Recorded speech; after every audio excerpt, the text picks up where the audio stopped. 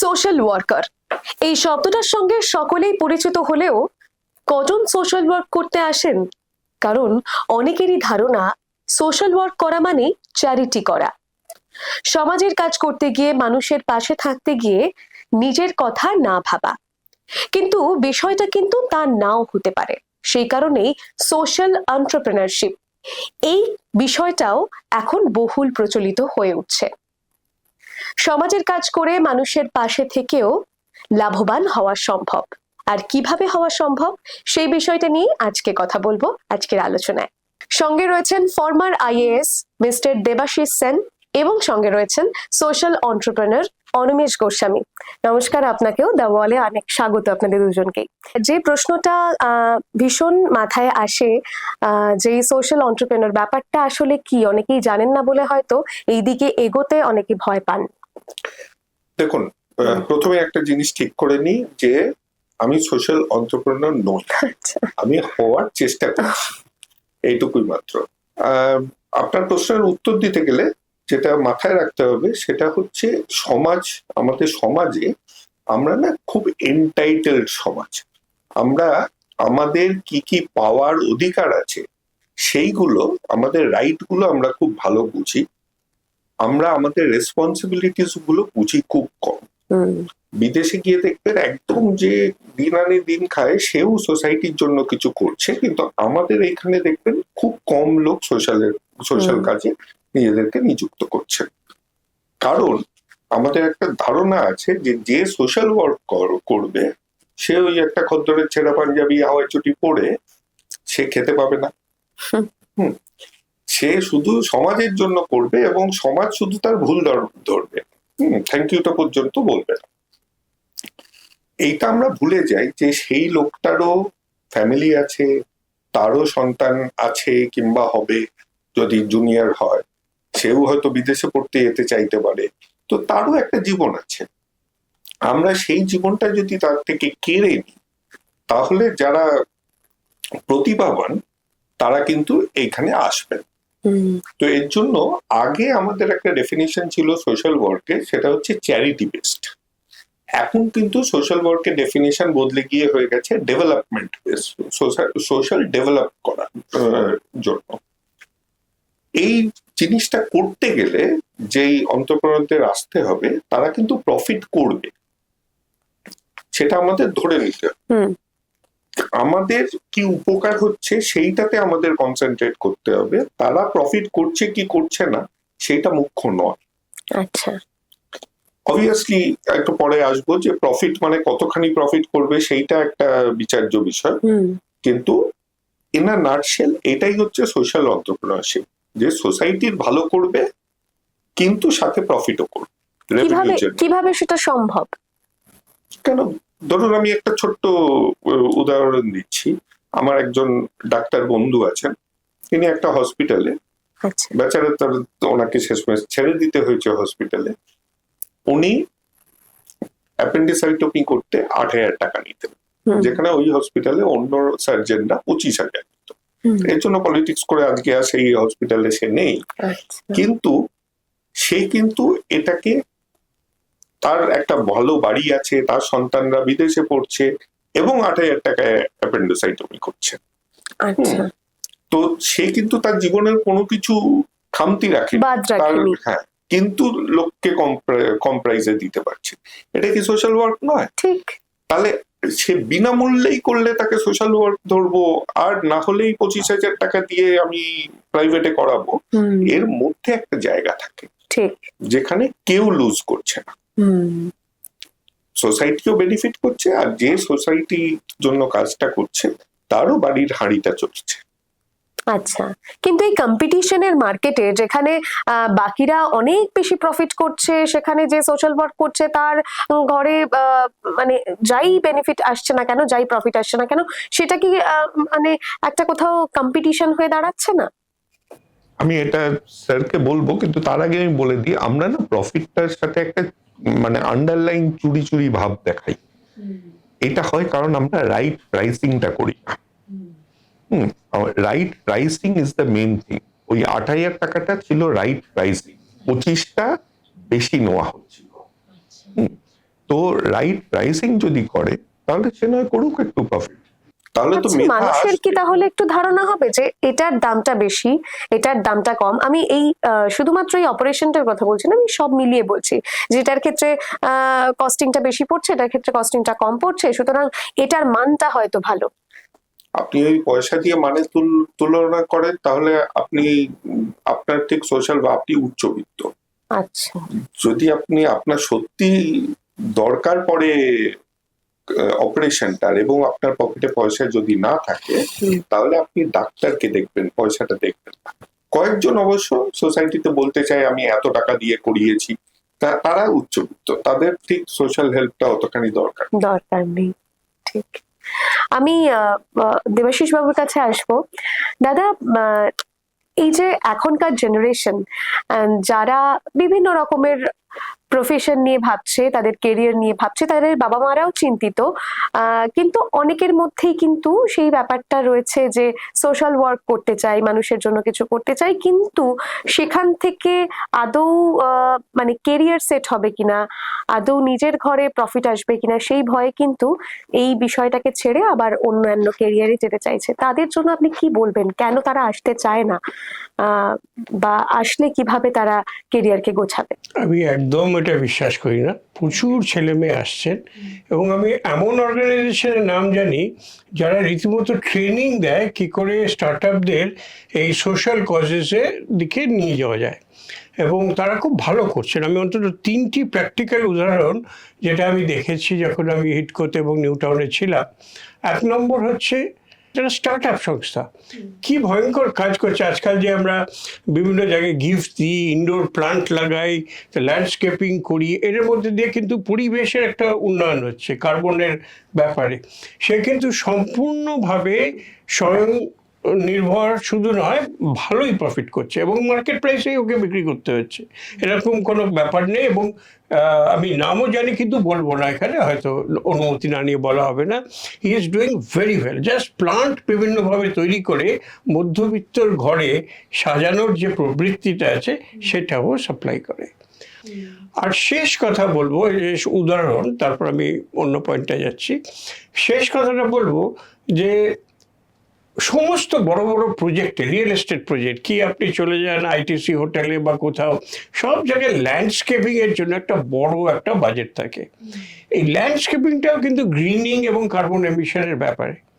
সেখানেও কিন্তু আমি জানি, ফর এক্সাম্পল একটি গ্রুপের সঙ্গে আমি জানি যে তাকে বিভিন্ন জায়গা থেকে এমন ডাকাডাকি করে যে তুমি বাবু আমারটা করে দাও, কারণ সে অত্যন্ত সুষ্ঠুভাবে সমবেদনার সঙ্গে এই গ্রিনিংটা করছে। সবাই গ্রিন 2টো বট গাছ লাগিয়ে দিতে পারে, কিন্তু এইটা এত সুন্দরভাবে করছে। আর আপনি কেরিয়ারের ব্যাপারে যেটা বললেন, খুব সম্প্রতি বোধহয় গত সপ্তাহে যে আমাদের ইউরোপিয়ান ইউনিয়নের সঙ্গে যে ট্রিটি হলো, মানে কার্বন ট্যাক্স নিয়ে একটা খুব বড় আলোচনা হলো।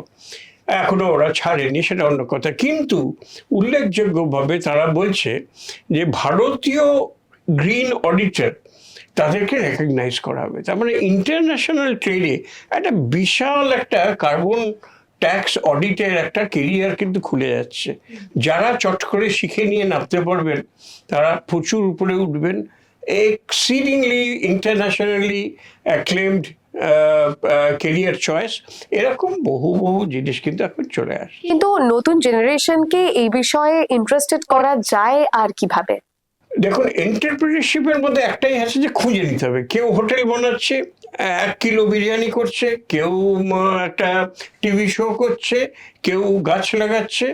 কার প্রবৃত্তি বা বুৎপত্তি কোন দিকে সেটা দেখে নিতে হবে। Obviously there has to be a margin, obviously there is a lot of opportunity এখন এত গ্রিনিং এর উপর। আর শুধু গ্রিনিং কেন বলবো, অনিশবাবু এবং চিকিৎসা বললেন, আমাদের সিএসআর যেটা থাকে, কর্পোরেট সোশ্যাল রেসপন্সিবিলিটি, সেখানে পরিবেশটাকে একটা ধরা হয়, শিক্ষাকে একটা ধরা হয়, আর স্বাস্থ্যকে ধরা হয়, আর মহিলাদের উন্নয়ন সামগ্রিক। এই প্রতিটি ক্ষেত্রেই কিন্তু প্রচুর কাজ করার কাজ আছে।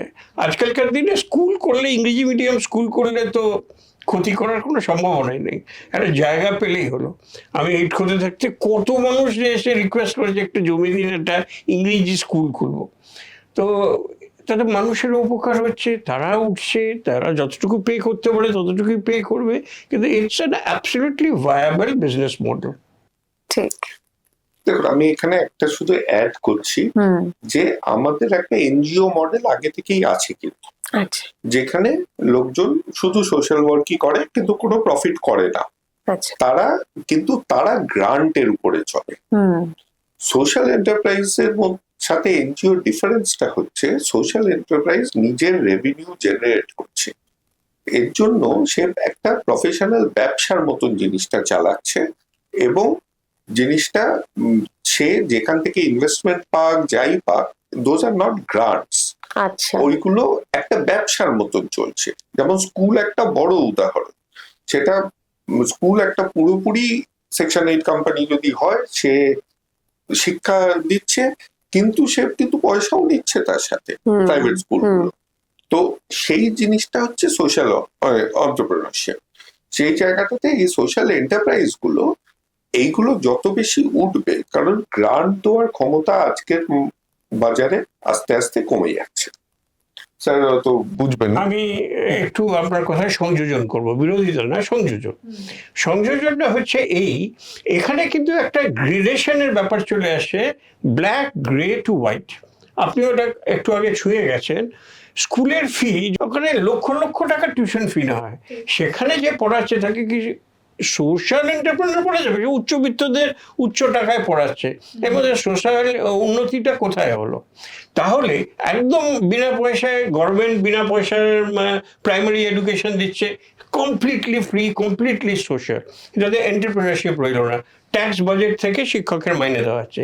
এই মাঝের জায়গাটা ইজ ভেরি ইন্টারেস্টিং, যে খুব বড় লোক না, একেবারে গরিব না যে অবৈতনিক স্কুলে পড়বে, মাঝের জায়গাটা ধরে কিন্তু প্রচুর এন্টারপ্রেনারশিপের স্কোপ আছে।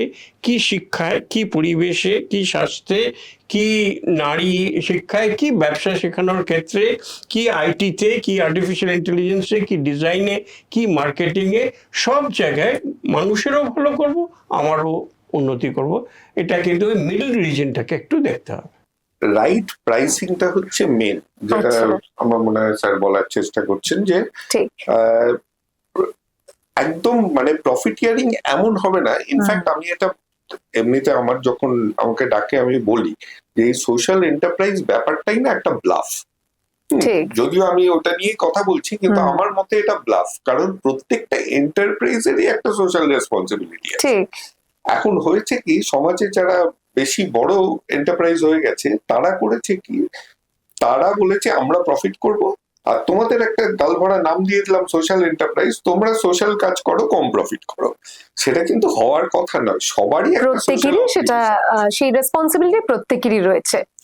তবে একটা কথা উনি যেটা বললেন, গ্রান্ট ওইভাবে হয় না, কিন্তু এখন একটা আইন আছে 2013 কোম্পানিজ অ্যাক্টে অ্যামেন্ডমেন্ট করে যেটা হয়েছে, 2% অফ প্রফিট কিন্তু তাকে দিতেই হবে সমাজের উন্নতি করার জন্য। এই টাকাটা পরিমাণ আমি এক্সাক্ট ফিগারটা বলতে পারবো না, ভারতবর্ষে এই টাকার পরিমাণ বোধহয় গত বছরে 50,000 কোটি টাকা ছিল। এই টাকাটা যাচ্ছে কোথায়? এই টাকাটা, এটাকে গ্রান্ট বললে গ্রান্ট, কিন্তু এটা অনেকটা ট্যাক্সের মতো, ওকে 2% অফ দ্য প্রফিট বড় কোম্পানিগুলো দিতেই হবে। তাহলে এই টাকাটা নিয়ে যে এন্টারপ্রেনার, যে স্টার্ট আপ একটা ভালো একটা কিছু করতে পারবে, কিন্তু ওই যে বললাম স্বাস্থ্য, শিক্ষা, নারী উন্নয়ন, পরিবেশ, এরকম কালচারও আছে, এরকম 2-3টে বিষয় ছাড়া করা যায় না। আমি CSR টাকা নিয়ে একটা বাড়ি বানাবো, এটা হয় না। এই গাইডলাইন্সের মধ্যে কিন্তু হিউজ স্কোপ আছে, এবং আমি এটাকে অনিমেষ বাবুর মতে এটাকে আমি মোটেই গ্রান্ট বলবো না, এটা পাও না, এটা সরকার ঠিক করেছে। সরকার নিজে না করে বলছে কোম্পানিগুলো তোমরাও করো, তোমাদের এলাকার উন্নয়নের জন্য করো। এখানে একটা কথা একটু হাইজ্যাক করছি, এখানে একটা কথা আমি জাস্ট আপনাকে জিজ্ঞাসা করতে পারি, এটা কি দুঃখের কথা না যে সরকারকে হাত মুচড়ে পয়সাটা বের করতে হচ্ছে একটা কর্পোরেট নিজের থেকে দিচ্ছে না বলে? সাপোর্ট করে এবং যুক্তি দিয়ে বলছে, সেটা হচ্ছে দেখুন, গভর্নমেন্ট যে ট্যাক্স নেওয়ার তো নিচ্ছে না, আইডিয়ালি কর্পোরেটের নিজেরই করা উচিত ছিল। আমার আপনার কাছ থেকে 30% ইনকাম ট্যাক্স নিয়ে নিচ্ছে, ঠিক আছে, প্লাস জিএসটিতে 15% নিয়ে নিচ্ছে। মানে আমার আপনার মধ্যবিত্ত, একটু উচ্চ মধ্যবিত্ত যদি হই, তাহলে আমি 100 টাকা উপার্জন করলে 45 টাকায় সরকারের কাছে চলে যাচ্ছে। 15% জিএসটি যখন কিনছি, যখন উপার্জন করছি 30% পড়ে রইল 55 টাকা। এই টাকাটার মধ্যে দিয়ে সরকার যা করার করছে, প্রচুর কিছু করছে, আমাদের হাতে অল্প টাকাই পড়ে থাকছে।